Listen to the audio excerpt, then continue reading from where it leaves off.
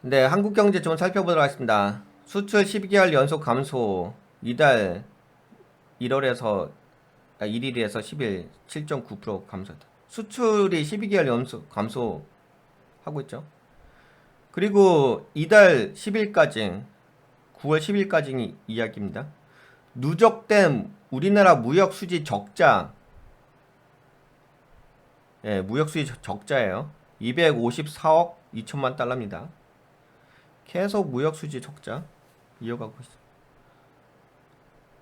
무역 수지 누적 적자예요.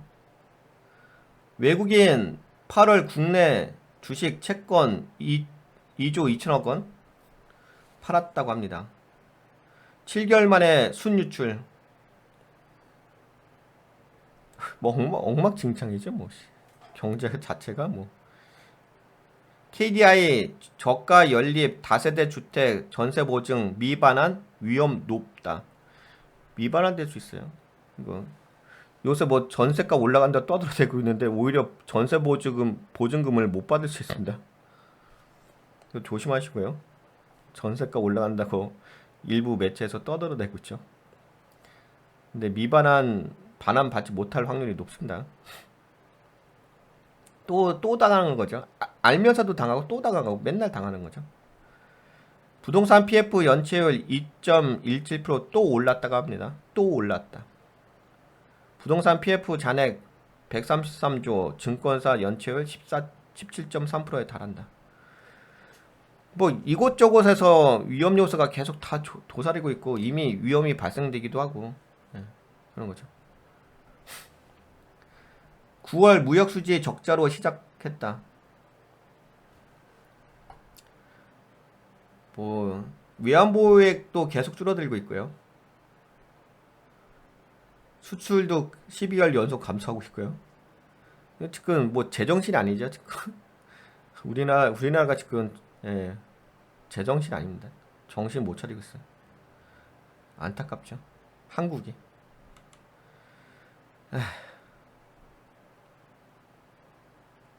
이거 한번 봐볼까요? 특히 이제 주식하고 있으니까. 에휴. 외국인 8월 국내 주식 채권 2조 2천억 원 팔아 7개월 만에 순유출. 여기 보시게 되면 진짜 많이 빠져나가더라고요. 지금 9월 달이잖아요. 8월 달에 이미 돈이 순유출. 순수하게 빠진 것만 얘기하는 거예요. 완전 순유출. 순매도 그런 것처럼 순유출.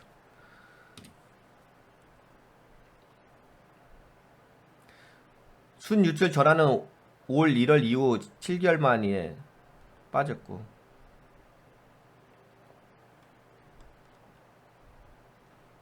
8월 들어서 순유출로 돌아섰고.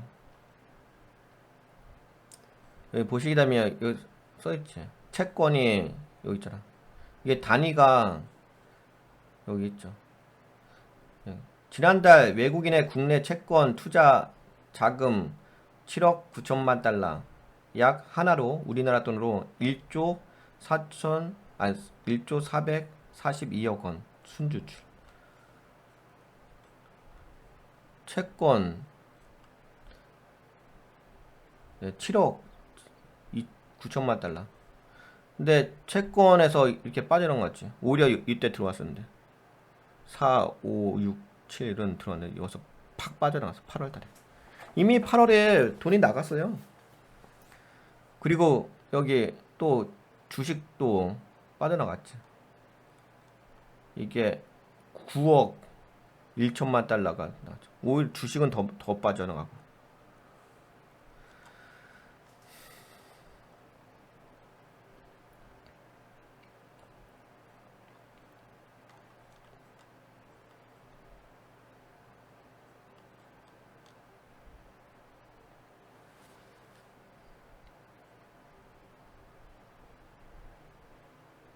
여기 있네.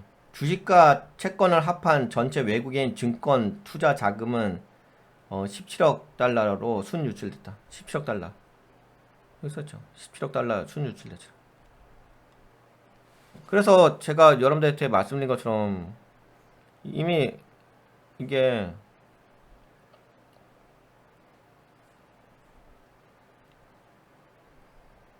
예, 보시다시피 제가 계속 얘기 드렸잖아.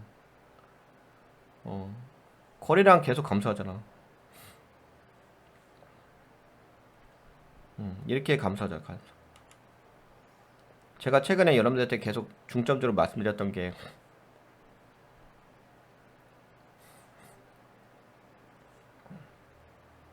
거래량 계속 감소하잖아. 그쵸? 근데 거래량 감소하는데 이미 뭐 외국인들이 8월 달에 다 빠져나갔으니까. 다는 아니겠지만 상당수 빠져나갔으니까. 네, 코스닥도 거래량 감소하잖아요. 코스닥도 이미 8월 달에 빠져나왔네. 이미 여기 다 감소했잖아. 감소했다 나머지 반등 매매 있었죠. 반등 매매 있다가 다시 또 빠지고 지금 다시 또 빠지지.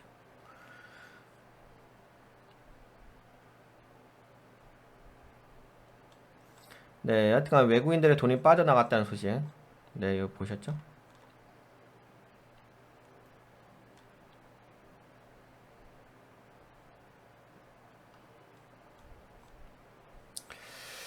네, 그렇습니다. 이것만 보셔도 뭐 아실 것 같고. 뭐 무역 적자는 뭐 더 이상 이야기 안 해도 되죠. 누적된 무역 적자는 네, 254억 2천만 원.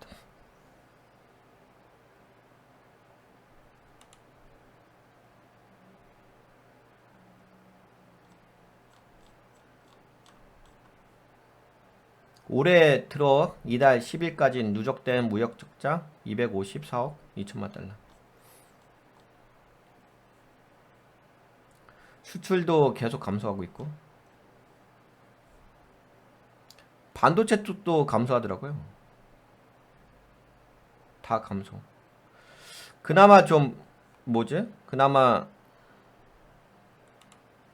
저기 자동차 쪽은 좀 늘어났더라고. 여기 보면 수출 동향 승용차하고 무선 통신기기는 1년 전보다 늘었다고 하네. 승용차는 32.4%, 무선 통신은 5.6%, 반도체는 28.2%. 작년도 안 좋았잖아요. 작년도 우리나라 경제 너무 안 좋았잖아. 무역 수지 적자잖아. 그나마 올해 최근에 뭐 경상 수지가 3개월 연속 흑자로 전환됐는데 작년도 안 좋았는데 작년보다도 안 좋다는 거야 지금 문제는. 1년 전보다 28.2% 감소했대요 반도체가. 예.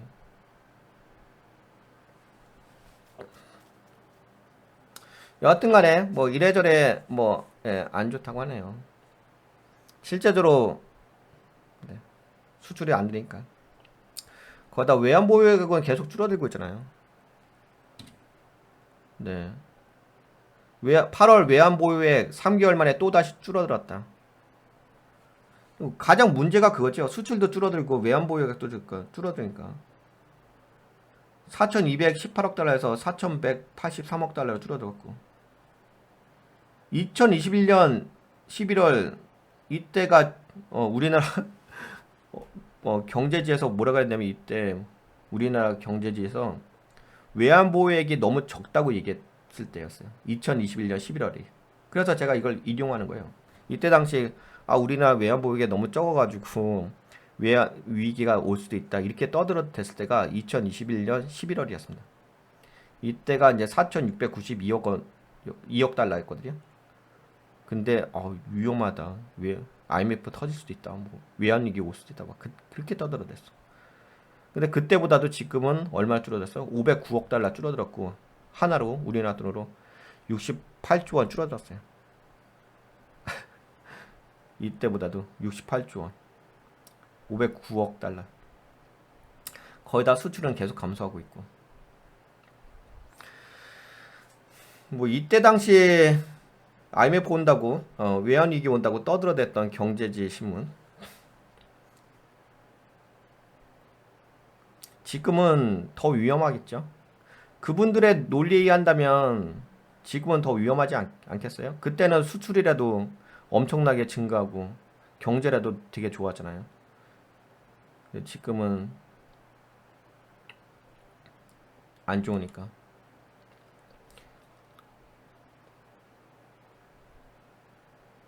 그때 당시에 경상수지가 2021년이죠.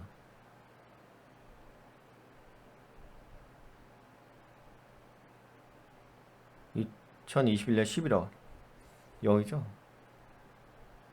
다 플러스. 지금 마이너스잖아요. 마이너스다 최근에 플러스로 전환된 거예요. 그때보다도 훨씬 좋았을 텐데. 이때 당시에 IMF 터진다고, 외환위기 온다고 경제지에서 떠들어댔었는데. 여하튼간에 그때보다도 지금은 더 안 좋은 상황인 거죠.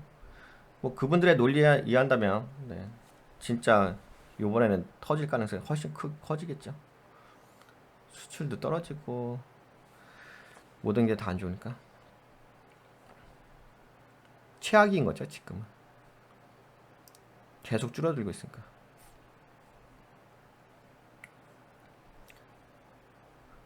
네, 그렇습니다. 뭐 경제는 요 정도면 아시겠죠? 우리나라 경제 상황이 어떤지. 그래서 어제 좀 말씀드렸던 것이 이걸 한번 보세요. 지금 상황이 좀 우리나라 경제가 좀 많이 안 좋은 상황이잖아요. 그래서 어제도 좀 체크를 하시라는 게 뭐였냐면은 요거 한번 체크해 보세요.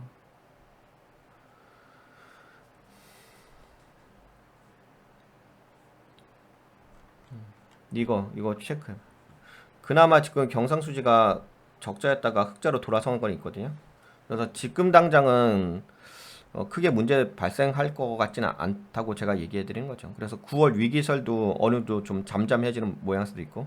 하지만 9월 위기설이 좀 잠잠해지긴 하는데, 근데 아까 보셨잖아.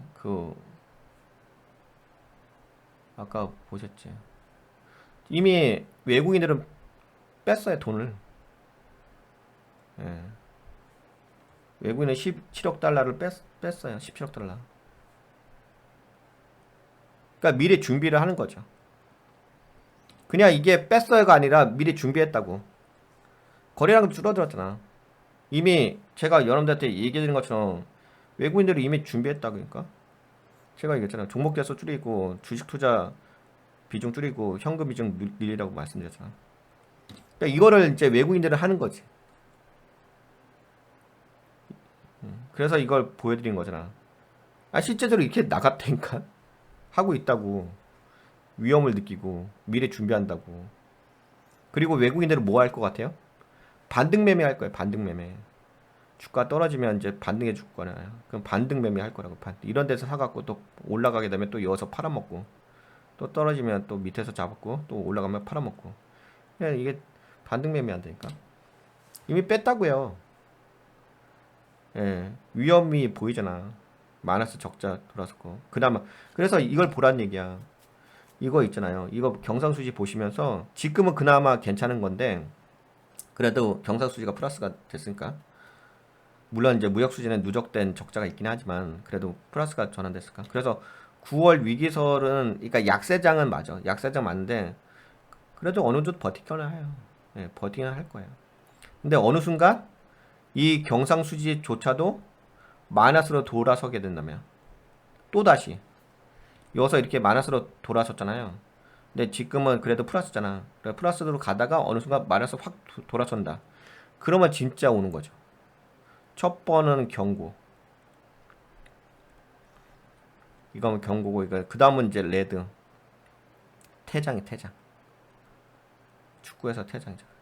여기는 노란색, 여기 빨간색. 예, 또 한 번의 그 경상수지가 적자로 돌아서게 되면 그때는 진짜 아닌 거죠. 거기다 외환보유고가 또 계속 줄어들고 있잖아요. 그럼 어떻게 됐어? 외환위기가 당연히 오겠지. 그 문제가 발생하겠죠. 네, 그래서 저 경상수지 좀 참고해 보시고요. 지금은 그래도 어느 정도는 버틸 수는 있어요. 아직까지는. 네, 그러면 요 정도 말씀드릴게요. 하지만 준비는 하실 필요가 있죠. 버틸 수 있는 거지 좋다는 건 아니잖아. 아까 보셨잖아. 외국인들 돈 뺐다니까. 그냥 이게 뭐 장난삼아 뺀 게 아니잖아. 돈을 뺄 때 장난삼아 빼는 거 봤어요? 여러분들도 생각해봐. 여러분들이 외국인이야. 돈을 뺄 때 그래 장난삼아 빼는 게 어딨어. 뭔가 이유가 있을까 빼지. 여러분들도 주식시장에 돈이 있다가 빼게 재미삼아 빼지는 않을 거 아니야. 뭔가 논리적 근거가 있으니까는 뺐겠지. 논리적 근거가 없는데 돈을 뺐겠어요? 심심풀이로 해가지고 다 이유가 있으니까 뺐겠지.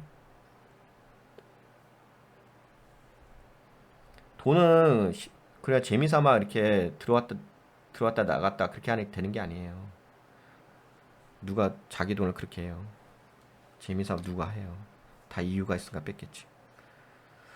네, 여하튼간에 여러분들도 천천히 준비하세요. 그렇다고 너무 멘탈은 나가지 마세요. 멘탈. 주식에서는 멘탈 나가면 위험한 거 아시죠? 멘탈 항상 관리 잘하시고. 저는 폭락장은 아니라 봐요. 아직까지는. 약세장이라고 말씀드렸지. 제가 폭락장에 이야기한 적 없어요. 저는 이제 9월은 약세장, 네, 10월은 그래도 반등장 올 거라 봐요. 11월 달이 고점 찍고 12월 달부터 또 다시 약세장 올 것 같고, 네, 내년 1월 달에 폭락장이 예상됩니다. 그래서 요거는 있을 거예요. 요거 반등하고 고점까지 찍은 거는 있을 거예요. 그래서 지금은 아직은 폭락장은 아닌 거니까 너무 멘탈 낙지 마시고요. 하지만 준비는 하셔야 된다는 거 제가 8월 달부터 계속 얘기했죠. 7월 말일부터 얘기했나요? 7월 말일부터 8월 달 계속 얘기해줬죠. 준비하시라고. 이런 전략적인 부분. 아니, 보이잖아. 눈에 보면서도 이해 안 되세요? 네? 나갔잖아. 나머지 또 들어올 때는 뭐겠어요?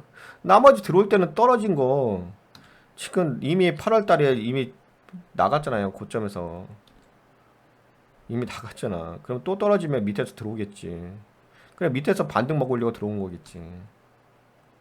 그 또 반등해서 올라가면 또 그거 너무 좋아라 하지 마시고.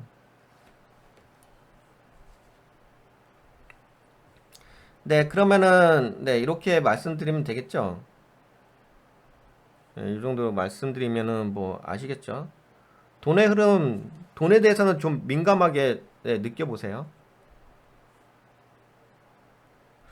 네, 도움이 되셨다 생각되신 분들은 네, 좋아요. 새로 오신 분 꾸덕꾸덕 한번 눌러주시고.